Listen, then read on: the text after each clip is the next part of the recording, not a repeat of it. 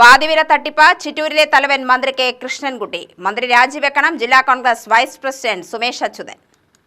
അപ്പോൾ ഇത് മന്ത്രിയുടെ പങ്ക് വളരെ വ്യക്തമാണ്. മന്ത്രി അവിടെ ഉള്ള സമയത്ത്, മന്ത്രി ഓഫീസിലുള്ള സമയത്ത് നൂറുകണക്കിന് സ്ത്രീകൾ, പാവപ്പെട്ട സ്ത്രീകൾ ക്യൂ നിന്ന് പണം അടച്ചിട്ടാണ് ഈ പാതിവില തട്ടിപ്പിന് ഇരയായിരിക്കുന്നത്. മന്ത്രി ഇപ്പോൾ അതിമോഹം കൊണ്ടല്ലേ എന്ന് അവരെ നോക്കി കളിയാക്കുന്നത് മന്ത്രിയുടെ പദവിക്ക് ചേർന്ന പണിയല്ല.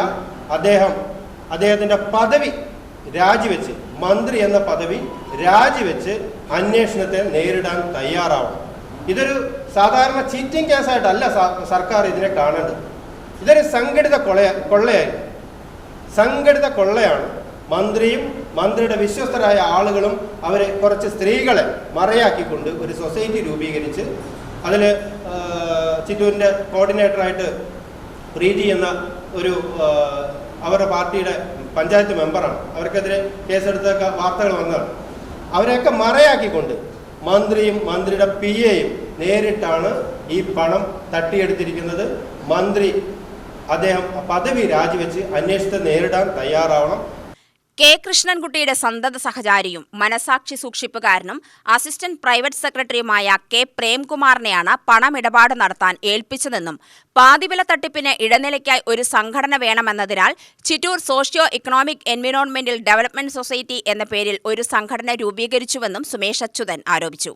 എന്നാൽ പൊതുപ്രവർത്തനത്തിനപ്പുറം സാമ്പത്തികമായിരുന്നു ലക്ഷ്യമെന്നതിനാൽ പാർട്ടി ഓഫീസിന്റെ വിലാസം നൽകാതെ സ്വന്തം വീടിന്റെ വിലാസമാണ് കെ പ്രേംകുമാർ സംഘടനയുടെ ആസ്ഥാനമാക്കിയത്.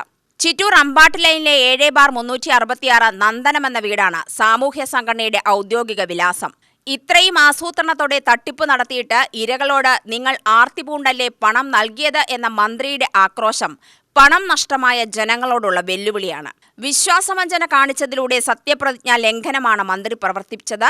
തട്ടിപ്പിൽ മന്ത്രിയുടെ പങ്ക് വ്യക്തമായ സാഹചര്യത്തിൽ പദവി രാജിവെക്കാനുള്ള മാന്യത കെ കൃഷ്ണൻകുട്ടി കാണിക്കണം. MLA സ്ഥാനം അടക്കം രാജിവെച്ച് അന്വേഷണം നേരിടാൻ മന്ത്രി തയ്യാറാകണം.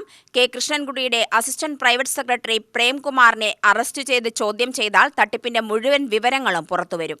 പ്രേംകുമാറിന്റെ Chittur socio economic environmental development സൊസൈറ്റിയുടെ മുഴുവൻ ബാങ്ക് അക്കൗണ്ടുകളും പരിശോധിച്ച് ഇരകൾക്ക് നഷ്ടമായ തുക തിരിച്ചു നൽകണം. BJPയുടെ ഘടകകക്ഷിയായ ജനതാദൾ നേതാക്കളുടെ അഴിമതി കേന്ദ്ര ഏജൻസികളുടെ അന്വേഷണം കൊണ്ട് പുറത്തുവരില്ലെന്നതിനാൽ ജുഡീഷ്യൽ അന്വേഷണത്തിന് സർക്കാർ ഉത്തരവിടണമെന്നും സുമേഷ് അച്യുതൻ ആവശ്യപ്പെട്ടു. 6000 ചില്ലാനും രൂപയാണ് കൊടുത്തിരിക്കുന്നതെന്ന്. ഇപ്പോൾ 2000-ഓളം ഞങ്ങളുടെ ഒരു അന്വേഷണത്തിൽ കിട്ടിയത് 2000-ഓളം ആളുകൾ ചിറ്റൂർ മേഖലയിൽ ഈ പദ്ധതിക്ക് വേണ്ടി ഈ തട്ടിപ്പ് ഇരയായിട്ടുണ്ട്.